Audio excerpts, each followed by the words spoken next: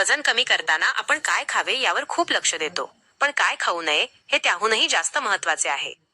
आयुर्वेदानुसार काही पदार्थ शरीरातील कफ आणि मेद, फॅट इतक्या वेगाने वाढवतात की तुम्ही कितीही व्यायाम केला तरी वजन कमी होत नाही. चला तर मग जाणून घेऊया असे कोणते पदार्थ आहेत जे आपण टाळले पाहिजेत आणि त्यामागचे शास्त्रीय कारण काय आहे. 1. साखर आणि गोड पदार्थ. साखर हा वजनाचा सर्वात मोठा शत्रू आहे. साखर खाल्ल्यामुळे शरीरात इन्सुलिनची पातळी अचानक वाढते, ज्यामुळे शरीर ऊर्जेसाठी चरबी जाळण्याऐवजी ती साठवून ठेवू लागते. आयुर्वेदानुसार अति गोड पदार्थ अग्नी मंद करतात. 2.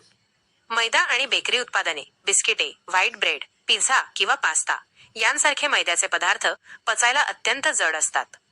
मैद्यामध्ये फायबर नसल्यामुळे तो आतड्यांना चिकटून बसतो आणि विषारी घटक तयार करतो, ज्यामुळे पोटाचा घेरा वाढतो. 3.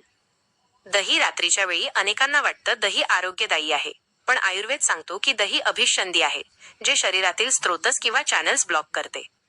विशेषतः रात्री दही खाल्ल्याने मेदधातू वाढतो आणि शरीरात पाणी साठून राहते, वॉटर रिटेन्शन, ज्यामुळे वजन वाढते. 4. अति मीठ आणि खारट पदार्थ.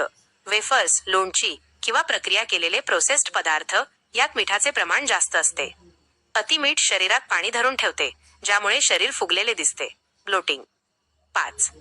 दिवसा झोपणे. दिवास्वाप हे खाण्याशी संबंधित नसले तरी वजनावर मोठा परिणाम करते. जेवल्यानंतर लगेच किंवा दिवसा झोपल्यामुळे शरीरातील चयापचय क्रिया, मेटाबॉलिझम मंदावते आणि खाल्लेल्या अन्नाचे चरबीत रूपांतर होते. थोडक्यात सांगायचे तर हे पदार्थ केवळ कॅलरीज वाढवत नाहीत, तर तुमच्या शरीरातील नैसर्गिक पचन संस्थेचे कार्य बिघडवतात.